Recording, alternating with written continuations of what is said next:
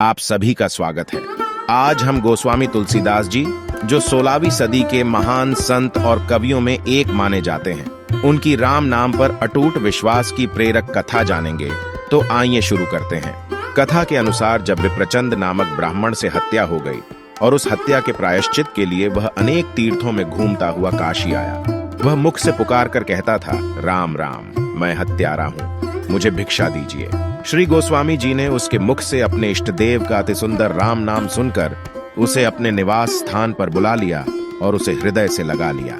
गोस्वामी जी ने बड़ी प्रसन्नता से कहा, तुलसी जाके बदनते धोखे हु निकसत राम, ताके पग की पगतरी मेरे तन को चाम। फिर उसे अपनी पंक्ति में बैठकर प्रसाद खिलाया, जिससे वह शुद्ध हो गया। काशी के ब्राह्मणों ने जब यह बात सुनी तो उन्होंने एक सभा की और उसमें गोस्वामी जी को बुलवाया।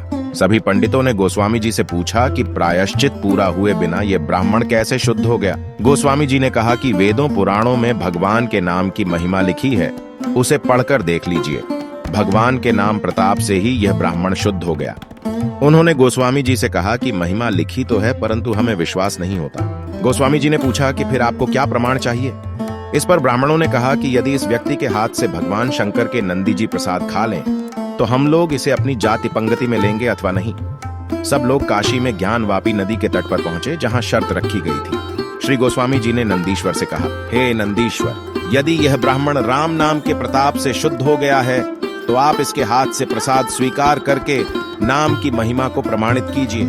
नंदीश्वर ने प्रसन्नता के साथ प्रसाद स्वीकार कर लिया। इस चमत्कार को देखकर सभी श्री रामचंद्र जी की एवं राम नाम की जय जयकार करने लगे और श्री तुलसीदास जी की नाम निष्ठा पर बलिहार हो गए। ऐसी और धार्मिक कथा सुनने के लिए चैनल को सब्सक्राइब करें। जय श्री राम। धन्यवाद।